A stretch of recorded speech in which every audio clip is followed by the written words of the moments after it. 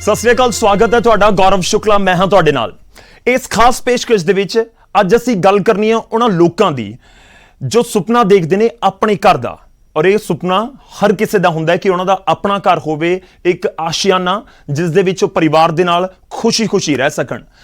ਪਰ ਜਦੋਂ ਘਰ ਖਰੀਦਣ ਦਾ ਜ਼ਿਕਰ ਹੁੰਦਾ ਜਾਂ ਗੱਲ ਹੁੰਦੀ ਆ ਤਾਂ ਬਹੁਤ ਸਾਰੇ ਸਵਾਲ ਤੁਹਾਡੇ ਜ਼ਿਹਨ ਦੇ ਵਿੱਚ ਆਉਂਦੇ ਨੇ ਤੇ ਉਹਨਾਂ ਸਵਾਲਾਂ ਦੇ ਜਵਾਬ ਅੱਜ ਅਸੀਂ ਇਸ ਪ੍ਰੋਗਰਾਮ ਦੇ ਜ਼ਰੀਏ ਲੈਣ ਦੀ ਕੋਸ਼ਿਸ਼ ਕਰਾਂਗੇ। ਬਹੁਤ ਖਾਸ ਮਹਿਮਾਨ ਸਾਡੇ ਨਾਲ ਜੁੜਨਗੇ ਜਿਨ੍ਹਾਂ ਦਾ ਬਹੁਤ ਲੰਬਾ ਚੌੜਾ ਤਜਰਬਾ ਹੈ ਇਸ ਪੂਰੇ ਸੈਕਟਰ ਦੇ ਵਿੱਚ, ਰੀਅਲ ਐਸਟੇਟ ਸੈਕਟਰ ਦੇ ਵਿੱਚ, ਤੇ ਉਹਨਾਂ ਤੋਂ ਜਾਣਨ ਦੀ ਕੋਸ਼ਿਸ਼ ਕਰਾਂਗੇ ਕਿ ਉਹ ਕੀ ਕਰ ਰਹੇ ਨੇ ਤੇ ਜੇਕਰ ਕੋਈ ਆਪਣਾ ਘਰ ਖਰੀਦਣ ਜਾ ਰਿਹਾ ਹੈ ਤਾਂ ਫਿਰ ਉਹ ਕੀ ਕੁਝ ਕਰੇ, ਕਿਹੜੀਆਂ ਗੱਲਾਂ ਦਾ ਧਿਆਨ ਰੱਖੇ। ਮੈਂ ਸਭ ਤੋਂ ਪਹਿਲਾਂ ਤੁਹਾਡਾ ਤਾਰਫ ਕਰਵਾਉਣਾ ਅੱਜ ਦੇ ਮਹਿਮਾਨਾਂ ਦੇ ਨਾਲ, ਜਿਹੜੇ ਮਹਿਮਾਨ ਅੱਜ ਸਾਡੇ ਨਾਲ ਜੁੜ ਰਹੇ ਨੇ। ਸਾਡੇ ਨਾਲ ਰਣਜੀਤ ਸਿੰਘ ਗਿੱਲ ਜੀ ਜੁੜ ਰਹੇ ਨੇ, ਫਾਊਂਡਰ ਨੇ ਗਿਲਕੋ ਗਰੁੱਪ ਦੇ। ਬਹੁਤ ਬਹੁਤ ਸਵਾਗਤ ਹੈ ਸਰ। ਸਤਿ ਸ਼੍ਰੀ ਅਕਾਲ ਸਾਰੇ ਨਿਊਜ਼ 18 ਦੇ ਸਾਰੇ ਦਰਸ਼ਕਾਂ ਨੂੰ ਮੇਰੇ ਵੱਲੋਂ ਨਮਸਕਾਰ ਤੇ ਸਤਿ ਸ਼੍ਰੀ ਅਕਾਲ। ਸਾਡੇ ਨਾਲ ਤੇਜਪ੍ਰੀਤ ਗਿੱਲ ਜੀ ਵੀ ਜੁੜ ਰਹੇ ਨੇ, ਸੀਐਮਡੀ ਨੇ ਗਿਲਕੋ ਗਰੁੱਪ ਦੇ। ਬਹੁਤ ਬਹੁਤ ਸਵਾਗਤ ਹੈ ਸਰ ਤੁਹਾਡਾ ਵੀ। ਮੈਂ ਸ਼ੁਰੂਆਤ ਕਰਾਂ, ਬਹੁਤ ਸਾਰੇ ਸਵਾਲ ਜ਼ਿਹਨ ਦੇ ਵਿੱਚ ਤੁਹਾਡੇ ਹੋਣਗੇ, ਮੇਰੇ ਵੀ ਹੈਗੇ ਨੇ, ਪਰ ਗਿੱਲ ਸਾਹਿਬ ਮੈਂ ਸ਼ੁਰੂਆਤ ਇੱਥੋਂ ਕਰਦਾ ਕਿਉਂਕਿ ਮੈਂ ਤੁਹਾਡੇ ਬਾਰੇ ਪੜ੍ਹ ਵੀ ਰਿਹਾ ਸੀ ਇਸ ਗੱਲਬਾਤ ਤੋਂ ਪਹਿਲਾਂ। ਤੁਹਾਡੀ ਬੈਕਗਰਾਊਂਡ ਐਗਰੀਕਲਚਰ ਫੈਮਿਲੀ ਦੀ ਹੈ, ਕਿਸਾਨਾਂ ਦਾ ਅੱਜ ਕੱਲ੍ਹ ਬਹੁਤ ਜ਼ਿਕਰ ਹੋ ਰਿਹਾ। ਖੇਤੀਬਾੜੀ ਫੈਮਿਲੀ ਤੋਂ ਆ ਕੇ ਰੀਅਲ ਐਸਟੇਟ ਦੇ ਵਿੱਚ ਐਂਟਰ ਕਰਨਾ ਕਰੀਬ 20 ਸਾਲ ਪਹਿਲਾਂ, 2 ਦਹਾਕੇ ਪਹਿਲਾਂ, ਇਹ ਕਿਵੇਂ ਪੋਸੀਬਲ ਹੋਇਆ? ਜੇ ਮੈਂ ਇੱਕ ਆਮ ਫੈਮਿਲੀ ਦਾ ਜ਼ਿਕਰ ਕਰਾਂ ਤਾਂ ਬਹੁਤ, ਤੁਸੀਂ ਕਹਿ ਸਕਦੇ ਹੋ, ਇੱਕ ਬੋਲਡ ਵੱਡਾ ਜਾਂ ਔਖਾ ਸਟੈਪ ਹੁੰਦਾ ਕਿ ਤੁਸੀਂ ਠੀਕ ਹੈ ਇਸ ਸੈਕਟਰ ਚੋਂ ਨਿਕਲੋ, ਖੇਤੀਬਾੜੀ ਵਾਲੇ ਫੈਮਿਲੀ ਤੋਂ ਆ ਕੇ ਇਸ ਸੈਕਟਰ ਚੋਂ ਨਿਕਲੋ ਤੇ ਰੀਅਲ ਐਸਟੇਟ ਨੂੰ ਚੂਜ਼ ਕਰੋ। ਮੇਰੀ ਅਗਰ ਤੁਸੀਂ ਲਾਈਫ ਦੇਖੋਗੇ ਤਾਂ ਬੜੀ ਇੰਟਰਸਟਿੰਗ ਹੈ, ਕਿਸ ਤਰ੍ਹਾਂ ਕਿਵੇਂ ਇੱਥੇ ਤੱਕ ਪਹੁੰਚੇ। ਮੇਰੀ ਜਿਹੜੀ ਬੈਕਗਰਾਊਂਡ ਹੈ, ਮੈਂ 10 ਏਕੜ ਜ਼ਮੀਨ ਦੇ ਇੱਕ ਜਿਹੜੀ ਨੋਰਮਲ ਜਿਹੜਾ ਫੈਮਿਲੀ ਪਰਿਵਾਰ ਹੁੰਦਾ, ਕਿਸਾਨੀ ਪਰਿਵਾਰ ਜੀ, ਉਹਦੇ 'ਚ ਉੱਠ ਕੇ ਆਇਆ ਔਰ ਹੱਥੀਂ ਬੜੀ ਮਿਹਨਤ ਕੀਤੀ ਹੈ ਕਿਸਾਨੀ ਵਿੱਚ ਵੀ। ਜਦੋਂ ਪੜ੍ਹਦੇ ਸੀ ਔਰ ਅਸੀਂ ਪਿੰਡਾਂ ਦੇ ਸਕੂਲ 'ਚ ਪੜ੍ਹੇ, ਗ੍ਰੈਜੂਏਸ਼ਨ ਗੌਰਮੈਂਟ ਕਾਲਜ ਮੈਂ ਰੋਪੜ ਤੋਂ ਕੀਤੀ ਅਤੇ ਉਸ ਤੋਂ ਬਾਅਦ ਮੈਂ 84 'ਚ ਕੀਤੀ ਸੀ ਗ੍ਰੈਜੂਏਸ਼ਨ। 85 ਦੇ ਵਿੱਚ ਮੈਂ ਜੋ ਆੜਤ ਦਾ ਕੰਮ ਸ਼ੁਰੂ ਕੀਤਾ ਜੋ ਕਿਸਾਨਾਂ ਨਾਲ ਸੰਬੰਧਿਤ ਸੀ। ਉਸ ਤੋਂ ਬਾਅਦ ਮੈਂ 87 'ਚ ਫਿਰ ਪੱਠਾ ਲਗਾਇਆ, ਫਿਰ 88 'ਚ ਇੱਕ ਹੋਰ ਲਗਾਇਆ ਪੱਠਾ। ਇਸ ਫੀਲਡ 'ਚ ਕਿਵੇਂ ਆਏ ਵੀ ਮੈਂ ਜੋ ਉੱਥੇ ਕੋਲੋਨਾਈਜ਼ਰ ਸੀ ਰੋਪੜ ਦੇ ਵਿੱਚ ਸੀ, ਉਹ ਕਲੋਨੀ ਬਣਾਉਂਦੇ ਸੀ, ਮੈਂ ਉਹਨਾਂ ਕੋਲ ਇੱਟਾਂ ਸੁੱਟਦਾ ਸੀ, ਸਾਡੀ ਸਪਲਾਈ ਜਾਂਦੀ ਸੀ। ਸੋ ਮੈਂ ਉੱਥੇ ਦੇਖਿਆ ਉਹਨਾਂ ਦਾ ਅਤੇ ਮੈਨੂੰ ਸਮਝ ਲੱਗਿਆ ਵੀ ਇਹ ਫੀਲਡ ਬੜਾ ਅੱਛਾ ਹੈ। ਤੋ ਫਿਰ ਹੌਲੀ ਹੌਲੀ ਅਸੀਂ ਥੋੜ੍ਹਾ ਬਹੁਤਾ ਉੱਥੇ ਕੁਛ ਲੈ ਕੇ ਲੈਂਡ ਉਹਦੇ 'ਚ ਪਲੋਟਿੰਗ ਕਰਨੀ ਸ਼ੁਰੂ ਕੀਤੀ ਅਤੇ ਸੰਨ 2002 ਦੇ ਵਿੱਚ ਅਸੀਂ ਇਹ ਜਿਹੜੀ ਕੰਪਨੀ, ਪਹਿਲਾਂ ਗੇਲੈਂਡ ਕੰਪਨੀ ਬਣਾਈ ਸੀ, ਫਿਰ ਅਸੀਂ ਵਿੱਚੋਂ ਐਂਡ ਕਰਤਾ ਅਤੇ ਇਹਨੂੰ ਗਿਲਕੋ ਕੰਪਨੀ ਦੇ ਨਾਂ 'ਤੇ ਅਸੀਂ 2002 ਦੇ ਵਿੱਚ ਇਹ ਐਸਟੈਬਲਿਸ਼ ਕੀਤੀ ਸੀ ਔਰ ਰੋਪੜ ਤੋਂ ਸਟਾਰਟ ਕੀਤਾ ਸੀ ਅਤੇ ਫਿਰ ਲਗਾਤਾਰ ਅਸੀਂ 20 ਸਾਲ ਬਹੁਤ ਕੰਮ ਕੀਤਾ ਇਸ। ਅੱਜ ਕਿਵੇਂ ਦੇਖਦੇ ਹੋ ਕਿ ਤੁਹਾਡੀ ਪੂਰੀ ਕੰਪਨੀ ਕਿੱਥੇ ਸਟੈਂਡ ਕਰਦੀ ਹੈ? ਅਸੀਂ 2 ਚੀਜ਼ਾਂ ਲੈ ਕੇ ਚੱਲੇ ਲਾਈਫ 'ਚ, ਮਤਲਬ ਮੈਂ ਸਟਾਰਟਿੰਗ ਤੋਂ ਲੈ ਕੇ ਹੁਣ ਤੱਕ, ਔਰ ਤੇਜਪ੍ਰੀਤ ਨੂੰ ਜਦੋਂ ਮੈਂ ਸੰਭਾਲਿਆ ਇਹ ਸਾਰਾ ਕਾਰੋਬਾਰ, ਇਹਨਾਂ ਨੂੰ ਵੀ ਇਹੀ ਕਿਹਾ ਵੀ ਕਮਿਟਮੈਂਟ ਐਂਡ ਕੁਆਲਿਟੀ, ਵੀ 2 ਚੀਜ਼ਾਂ ਇਹ ਬਿਲਕੁਲ ਲੈ ਕੇ ਚੱਲਣੀਆਂ ਨੇ। ਔਰ ਅਸੀਂ ਅੱਜ ਤੱਕ 14 ਪ੍ਰੋਜੈਕਟਾਂ ਜਿਹੜੇ ਡਿਲੀਵਰ ਕਰ ਚੁੱਕੇ ਹਾਂ, 3 ਪ੍ਰੋਜੈਕਟ ਸਾਡੇ ਚੱਲ ਰਹੇ ਨੇ, 5 ਪ੍ਰੋਜੈਕਟ ਸਾਡੇ ਪਾਈਪਲਾਈਨ 'ਚ ਨੇ। ਸੋ ਕਸਟਮਰ ਅੱਜ ਮਤਲਬ ਪੂਰਾ ਵਿਸ਼ਵਾਸ ਕਰਦਾ ਸਾਡੇ ਤੇ ਵੀ ਜੋ ਗਿਲਕੋ ਕਹਿੰਦਾ ਉਹ ਕਰਕੇ ਦਿੰਦਾ। ਤੇਜਪ੍ਰੀਤ ਜੀ, ਸਾਰਾ ਫੋਕਸ ਤੁਹਾਡੇ ਉੱਤੇ ਆ ਗਿਆ, ਉਹਨਾਂ ਨੇ ਕਿਹਾ ਕਿ ਮੈਂ ਇਹਨਾਂ ਨੂੰ ਹੈਂਡ ਓਵਰ ਕੀਤਾ। ਬਹੁਤ ਬੇਸਿਕ ਸਵਾਲ ਹੈ ਕਿ ਕੋਈ ਗਿਲਕੋ ਤੁਹਾਡੇ ਤੱਕ ਆ ਰਿਹਾ ਹੈ ਜਾਂ ਤੁਹਾਡੀ ਕੰਪਨੀ ਤੱਕ ਪਹੁੰਚ ਕਰ ਰਿਹਾ ਹੈ, ਕੀ ਖਾਸ ਹੈ, ਕਿਉਂ ਆਵੇ ਉਹ ਤੁਹਾਡੇ ਕੋਲ? ਸਾਡੇ 'ਚ ਖਾਸੀਅਤ, ਜਿੱਦਾਂ ਗਿੱਲ ਸਾਹਿਬ ਨੇ ਕਿਹਾ ਕਿ ਸਾਡੀ ਕੰਪਨੀ 20 ਤੋਂ 21 ਸਾਲ ਪੁਰਾਣੀ ਹੈ ਜੀ, ਬਟ ਜੋ ਵੀ ਗਿਲਕੋ ਇਸ ਲਈ ਸੋਲਿਡ ਹੈ ਕਿਉਂਕਿ ਜੋ ਵੀ ਅਸੀਂ ਕੀਤਾ ਹੈ ਜੀ, whatever projects we have started, ਅਸੀਂ ਉਹ ਖਤਮ ਕੀਤੇ ਹੈ ਜੀ। ਕੋਈ ਵੀ ਸਾਡਾ ਇੱਦਾਂ ਪ੍ਰੋਜੈਕਟ ਨਹੀਂ ਹੈ ਕਿ ਜਿਹੜਾ ਬਿਨਾਂ ਡਿਲੀਵਰ ਕੀਤੇ ਨਾ ਗਿਆ ਹੋਵੇ। ਅਸੀਂ 14 ਪ੍ਰੋਜੈਕਟ ਕੀਤੇ ਹੈ ਜੀ ਤੇ 14 ਦੇ 14 ਡਿਲੀਵਰਡ ਨੇ ਵਿਦ 95% ਆਫ ਦੀ ਆਕਿਊਪੈਂਸੀ। ਤੇ ਸਾਡੇ 3 project, one is in sector 126 ਜਿਹੜਾ ਅਸੀਂ ਹਾਈ ਰਾਈਜ਼ 20 ਸਟੋਰੀਜ਼ ਬਣਾ ਰਹੇ ਹਾਂ, 115 sector Gillco palms 2 BHK, that is a budget project. ਤੇ ਸਾਡਾ ਗਿਲਕੋ ਇੰਡਸਟਰੀਅਲ ਪਾਰਕ ਜਿਹੜਾ 103 ਸੈਕਟਰ 'ਚ ਹੈ, right opposite the GMADA city, IT city ਹੈ ਜਿਹੜਾ, ਤੇ ਉਹ ਸਾਡੇ ਔਨਗੋਇੰਗ ਨੇ। ਸੋ coming back to Gillco park ਹਿਲ ਜਿਹੜਾ ਔਨਗੋਇੰਗ ਹੈ, ਉਹਦੇ 'ਚ ਵੀ 700 ਚੋਂ ਅਸੀਂ 300 ਪੋਜੈਸ਼ਨ ਦੇ ਚੁੱਕੇ ਹਾਂ ਲੋਕਾਂ ਨੂੰ। ਠੀਕ ਹੈ। ਸੋ ਆਈ ਥਿੰਕ ਕਸਟਮਰ ਦਾ ਕਿਤੇ ਨਾ ਕਿਤੇ ਟਰਸਟ ਬਣਦਾ ਹੈ ਕਿ ਬਿਲਡਰ ਤੇ ਕਿ ਇਹਨਾਂ ਨੇ ਇੰਨੇ ਪ੍ਰੋਜੈਕਟ ਕੀਤੇ ਨੇ ਸੋ ਸਾਡਾ ਕੋਈ ਵੀ ਇਦਾਂ ਦਾ ਪ੍ਰੋਜੈਕਟ ਨਹੀਂ ਹੈ ਜਿਹੜਾ ਮਤਲਬ ਡਿਲੀਵਰ ਨਾ ਹੋਇਆ ਵਾ। ਜ਼ਮਾਨਾ ਨਾ ready to move, ready to eat. ਬਿਲਕੁਲ ਅੱਜ ਨਹੀਂ ਕੋਈ ਕਹਿੰਦਾ ਕਿ ਮੈਂ ਜਾ ਕੇ ਵੇਟ ਕਰਦਾ ਰਹਾਂ ਖਾਣੇ ਦੀ ਵਜ੍ਹਾ ਨਾਲ ਜਾਂ ਫਿਰ ਰਹਿਣ ਦੀ ਵਜ੍ਹਾ ਨਾਲ ਵੀ। ਤਾਂ ਉਸ ਦੇ ਲਈ ਤੁਹਾਨੂੰ ਲੱਗਦਾ ਕਿ ਉਹ ਟਾਈਮ ਆ ਗਿਆ ਜਿੱਥੇ ਹਰ ਕੋਈ ਰੈਡੀ ਟੂ ਮੂਵ ਹੀ ਸੋਚ ਰਿਹਾ ਹੈ? I would like to say ਜਿਹੜੇ ਅਪਕਮਿੰਗ ਪ੍ਰੋਜੈਕਟਸ ਵੀ ਆ ਰਹੇ ਨੇ ਦੇ ਆਰ ਮੋਰ ਲਗਜ਼ੂਰੀਅਸ ਤੇ ਉਹਨਾਂ ਦੀ ਕੁਆਲਿਟੀ ਬੈਟਰ ਹੈ। So let's say good things they take time to come. But ਹਾਂਜੀ ਇਹ ਟ੍ਰੈਂਡ ਜ਼ਰੂਰ ਹੈ ਪੀਪਲ ਕਿਉਂਕਿ ਇਹ ਰੈਡੀ ਟੂ ਮੂਵ ਦਾ ਟ੍ਰੈਂਡ ਜਦ ਆਇਆ ਸੀ ਕਿ ਜਦ ਪੈਂਡੈਮਿਕ ਸੀਗਾ, ਬਿਕਾਜ਼ ਜਿੰਨੇ ਵੀ ਦਿੱਲੀ ਤੇ ਬੰਬੇ ਦਾ ਕਸਟਮਰ ਸੀਗਾ, ਕਿਉਂਕਿ ਦਿੱਲੀ ਤੇ ਬੰਬੇ ਦੀ ਪੈਂਡੈਮਿਕਸ ਹਾਲਤ ਇੰਨੀ ਬੁਰੀ ਸੀ ਐਂਡ ਦਿੱਲੀ ਤੁਸੀਂ ਦੇਖ ਲਓ ਕਿ ਪੋਲਿਊਸ਼ਨ ਕਰਕੇ ਵੀ, so people are actually shifting here. ਉਹ ਫਿਰ ਉਹ ਰੈਡੀ ਟੂ ਮੂਵ ਪ੍ਰਾਪਰਟੀ ਕਰ ਰਹੇ ਸੀ, ਬਟ ਬਦਕਿਸਮਤੀ ਇਹ ਰੈਡੀ ਟੂ ਮੂਵ ਪ੍ਰਾਪਰਟੀ ਬਹੁਤ ਘੱਟ ਬਿਲਡਰਾਂ ਕੋਲ ਸੀ। ਚਲੋ ਮੈਂ ਇੱਕ ਹੋਰ ਸਵਾਲ ਪੁੱਛਦਾ, ਲੋਕਾਂ ਦੇ ਨਾਲ ਹੀ ਜੁੜਿਆ ਹੋਇਆ। ਤੁਸੀਂ ਬਹੁਤ ਤਜਰਬਾ ਰੱਖਦੇ ਹੋ ਇਸ ਸੈਕਟਰ ਦੇ ਵਿੱਚ ਨਾ, ਕਿ ਜੇਕਰ ਕੋਈ ਇਨਵੈਸਟ ਕਰ ਰਿਹਾ ਹੈ, ਮੈਂ ਚੰਡੀਗੜ੍ਹ ਟਰਾਈ ਸਿਟੀ ਦੇ ਆਲੇ ਦੁਆਲੇ ਗੱਲ ਕਰ ਲਵਾਂ ਜਿਹੜਾ ਬਿਲਕੁਲ ਪੈਰੀਫੇਰੀ ਹੈ, ਤਾਂ ਕੋਈ ਜਿਹੜਾ ਕਸਟਮਰ ਹੈ ਜਿਹੜਾ ਇਨਵੈਸਟ ਕਰਨਾ ਚਾਹੁੰਦਾ ਹੈ ਜਾਂ ਫਿਰ ਜੋ ਆਪਣਾ ਘਰ ਖਰੀਦਣਾ ਚਾਹੁੰਦਾ ਹੈ, ਉਹ ਕੀ ਦਿਮਾਗ ਦੇ ਵਿੱਚ ਰੱਖੇ? ਜਦੋਂ ਤੁਸੀਂ ਕੋਈ ਪ੍ਰੋਜੈਕਟ ਲੈ ਕੇ ਆਉਂਦੇ ਹੋ ਤਾਂ ਕੀ ਜ਼ਿਹਨ ਦੇ ਵਿੱਚ ਹੁੰਦਾ ਹੈ? ਮੈਂ ਐਕਚੁਅਲੀ ਗੱਲ ਇਹ ਕਰ ਰਿਹਾ ਕਿ ਬਹੁਤ ਸਾਰੇ ਲੋਕ ਕਹਿੰਦੇ ਨੇ ਕਿ 10 minutes from Chandigarh, 8 minute from Chandigarh, 0 kilometre from Chandigarh, ਇਹ ਬੜੀਆਂ ਚੀਜ਼ਾਂ ਸੁਣਨ ਨੂੰ ਮਿਲਦੀਆਂ ਨੇ। ਤੁਸੀਂ ਕੀ ਦਿਮਾਗ ਦੇ ਵਿੱਚ ਰੱਖਦੇ ਹੋ ਔਰ ਲੋਕ ਕੀ ਦਿਮਾਗ ਦੇ ਵਿੱਚ ਰੱਖਣ? ਬਿਲਡਰ ਦਾ ਬੈਕਗ੍ਰਾਉਂਡ ਜ਼ਰੂਰ ਦੇਖਣ, ਉਹਨੇ ਕੀ ਪਿੱਛੇ ਉਹਨੇ ਡਿਲੀਵਰ ਕੀਤਾ ਨਹੀਂ ਕੀਤਾ ਤੇ ਉਹਦੀ ਕੀ ਬੈਕਗ੍ਰਾਉਂਡ ਹੈ। ਉਹਨਾਂ ਦੇ ਰੇਟਾਂ ਦੇ ਵਿੱਚ ਵੀ ਬਹੁਤ ਘੱਟ ਰੇਟ ਇੱਥੇ ਲੈ ਲਓ, ਜਾਂ ਉਹ ਇਦਾਂ ਦੇ ਸਾਡੇ ਨਾਲ ਵਾਅਦੇ ਕਰਦੇ ਨੇ ਪਰ ਮੰਥ ਅਸੀਂ ਇੰਨਾ ਰੈਂਟ ਦੇਵਾਂਗੇ ਨਾਲ ਤੇ ਪਰ ਮੰਥ ਤੁਹਾਨੂੰ ਰਿਟਰਨ ਦੇਵਾਂਗੇ, ਉਹ ਚੀਜ਼ਾਂ 'ਚ ਨਾ ਆਉਣ। ਉਹ ਬਿਲਡਰ ਦਾ ਰੈਪੂਟੇਸ਼ਨ ਦੇਖਣ। ਤੇ ਠੀਕ ਹੈ ਤੁਹਾਡੀ ਗੱਲ ਵੀ ਬਿਲਕੁਲ, ਕਈ ਵਾਰੀ ਬਿਲਡਰ ਨਾ ਉਹਨੂੰ ਲੋਕਾਂ ਦੇ ਇੱਕ ਕਸਟਮਰ ਨੂੰ ਦੇ ਅੱਖਾਂ 'ਚ ਘੱਟਾ ਪਾਉਣ ਲਈ ਵੀ ਸਾਡਾ ਪ੍ਰੋਜੈਕਟ ਬਿਲਕੁਲ ਚੰਡੀਗੜ੍ਹ ਦੇ ਨਾਲ ਹੈ, 에ਅਰਪੋਰਟ ਤੋਂ ਇੰਨਾ ਹੈ, ਉਹ ਕਸਟਮਰ ਨੂੰ ਜ਼ਰੂਰ ਸਟੱਡੀ ਕਰ ਲੈਣਾ ਚਾਹੀਦਾ ਕਿ ਬਿਲਡਰ ਦੀ ਕੀ ਰੈਪੂਟੇਸ਼ਨ ਹੈ, ਬਿਲਡਰ ਨੇ ਹਜੇ ਤੱਕ ਕੀ ਕੀਤਾ ਹੈ, how many projects have been delivered.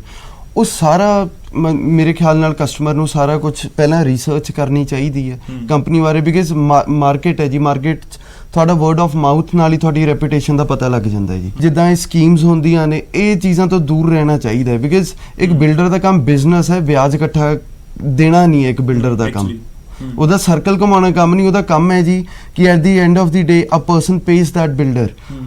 Customer ਨੂੰ ਆਪਣੇ ਪ੍ਰੋਡਕਟ ਨਾਲ ਮਤਲਬ ਹੈ ਜੀ, ਦਾ product should be there. So ਇਸੇ ਕਰਕੇ ਕਸਟਮਰ ਨੂੰ ਵੀ ਗਰਾਊਂਡ ਰਿਐਲਿਟੀ ਤੇ ਦੇਖਣਾ ਚਾਹੀਦਾ ਹੈ ਜੀ ਬਿਲਡਰ ਬਾਰੇ। ਚਲੋ ਮੈਂ ਇੱਕ ਹੋਰ ਛੋਟਾ ਜਿਹਾ ਇਸ ਦੇ ਨਾਲ ਹੀ ਜੁੜਿਆ ਸਵਾਲ ਹੈ ਕਿ ਜਦੋਂ ਤੁਸੀਂ ਕੋਈ ਪ੍ਰੋਜੈਕਟ ਲੈ ਕੇ ਆਂਦਾ, ਗਿਲਕੋ ਜਦੋਂ ਕੋਈ ਪ੍ਰੋਜੈਕਟ ਲੈ ਕੇ ਆਂਦਾ ਤਾਂ ਉਸ ਦੇ ਸੈਗਮੈਂਟਸ ਕਿਵੇਂ ਕਰਦੇ ਹੋ ਤੁਸੀਂ? ਜਿਨ੍ਹਾਂ ਦਾ 20 ਲੱਖ ਜਾਂ 30 ਲੱਖ ਜਾਂ 40 ਲੱਖ ਬਜਟ ਹੈ, ਉਹਨਾਂ ਲਈ 80 ਲੱਖ ਦੇ ਲਈ 1 ਕਰੋੜ 2 ਕਰੋੜ, ਮਤਲਬ ਇਸ ਤਰ੍ਹਾਂ ਹੋਏ ਕਿਵੇਂ ਕਰਦੇ ਹੋ ਸਰ ਤੁਸੀਂ? ਇਹ ਪੂਰੇ ਸੈਗਮੈਂਟ ਕਿਵੇਂ ਕਰਦੇ ਹੋ? ਦੇਖੋ ਇਸ ਤਰ੍ਹਾਂ ਅਸੀਂ ਅਲੱਗ-ਅਲੱਗ ਪ੍ਰੋਜੈਕਟ ਆ, ਜਿਵੇਂ ਕੋਈ ਬਜਟ ਹੋਮ ਅਸੀਂ ਲੈ ਕੇ ਆਏ ਛੋਟੇ, ਜੋ ਜਿਹਦਾ ਬਜਟ 20-25 ਲੱਖ 30 ਲੱਖ ਰੁਪਏ ਹੈ, ਤੇ ਉਹ ਲੈ ਕੇ ਆਏ। ਲਗਜ਼ਰੀ ਵੀ ਹੈਗੇ ਨੇ 2.5 ਕਰੋੜ ਦੇ ਸਾਡੇ ਕੋਲ, ਜਿਹੜੇ ਪੈਂਟ ਹਾਊਸ ਵੀ ਹੈਗੇ ਨੇ।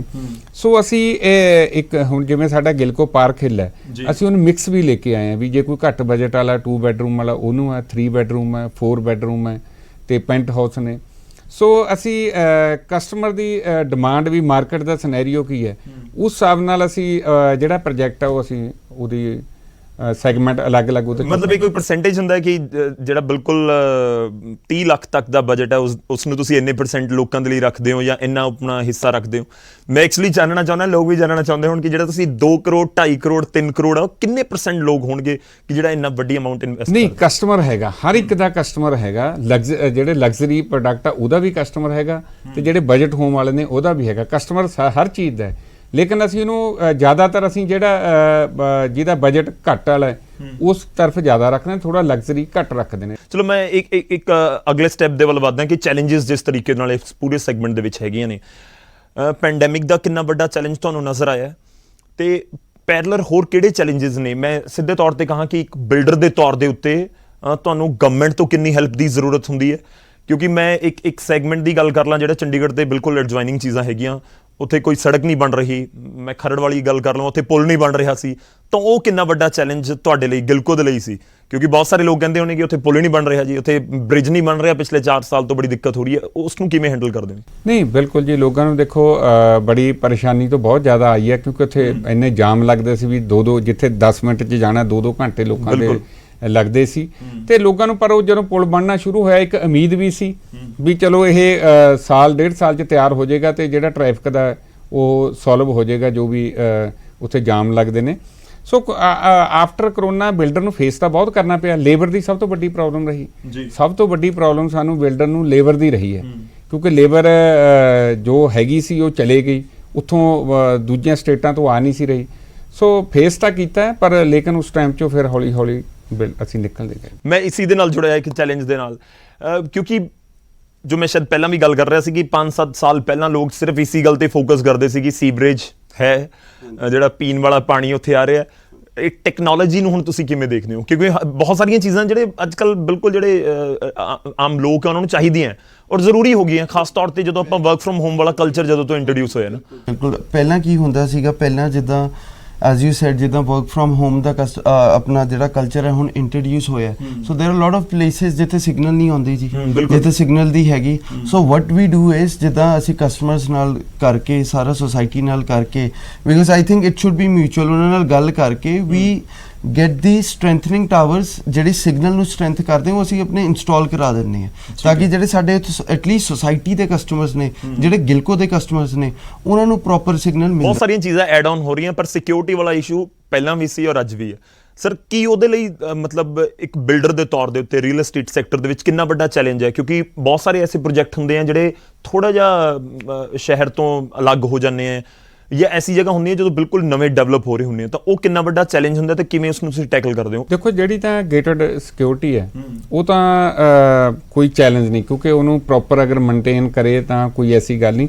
ਲੇਕਿਨ ਜਿਹੜੇ ਟਾਊਨਸ਼ਿਪ ਨੇ ਉਹਦੇ 'ਚ ਪ੍ਰੋਬਲਮ ਆਉਂਦੀ, ਜਿਹੜੀਆਂ ਆਪਣੇ ਇੰਡੀਵਿਜੂਅਲ ਇੰਡੀਪੈਂਡੈਂਟ ਕੋਠੀਆਂ ਬਣਾਉਂਦੇ ਨੇ ਲੋਕ, ਉੱਥੇ ਜ਼ਰੂਰ ਪ੍ਰੋਬਲਮ ਆਉਂਦੀ ਹੈ। ਲੇਕਿਨ ਜਿਹੜੇ ਗਰੁੱਪ ਹਾਊਸਿੰਗ ਨੇ ਤੇ ਉਹਦੇ 'ਚ ਤਾਂ ਅਸੀਂ ਸਿਕਿਉਰਿਟੀ ਦਾ ਅੱਜ ਕੱਲ੍ਹ ਤਾਂ ਬੜੀ ਟੈਕਨੀਕ ਆ ਗਈ, ਅਸੀਂ ਕੈਮਰਿਆਂ ਦੇ ਥਰੂ ਹਰ ਜਗ੍ਹਾ ਕੈਮਰਿਆਂ ਦੇ ਥਰੂ ਬੰਦਾ ਵਾਚ ਕਰਦਾ ਤੇ ਸਿਕਿਉਰਿਟੀ ਗਾਰਡ ਲਾਏ ਹੋਏ ਨੇ। ਸੋ ਉਹਦੇ 'ਚ ਪ੍ਰੋਬਲਮ ਘੱਟ ਹੈ, ਟਾਊਨਸ਼ਿਪਾਂ 'ਚ ਪ੍ਰੋਬਲਮ ਜ਼ਿਆਦਾ। ਮੈਂ ਅਗਲੇ ਸਟੈਪ ਵੱਲ ਵਧਾਂ ਸਰ, ਗਲੋਬਲੀ ਇੰਡੀਆ ਲੈਵਲ ਤੇ ਪੰਜਾਬ ਲੈਵਲ ਤੇ ਕੀ ਟ੍ਰੈਂਡ ਤੁਸੀਂ ਦੇਖਦੇ ਹੋ ਰੀਅਲ ਐਸਟੇਟ ਦਾ? ਦੇਖੋ, ਰੀਅਲ ਐਸਟੇਟ ਦਾ ਜਿਹੜਾ ਇਨਵੈਸਟਰ ਵੀ ਹੈ, ਇਹ ਸਭ ਤੋਂ ਸੇਫ ਇਨਵੈਸਟਮੈਂਟ ਸਮਝਦਾ ਹੈ ਰੀਅਲ ਐਸਟੇਟ ਦੇ ਵਿੱਚ।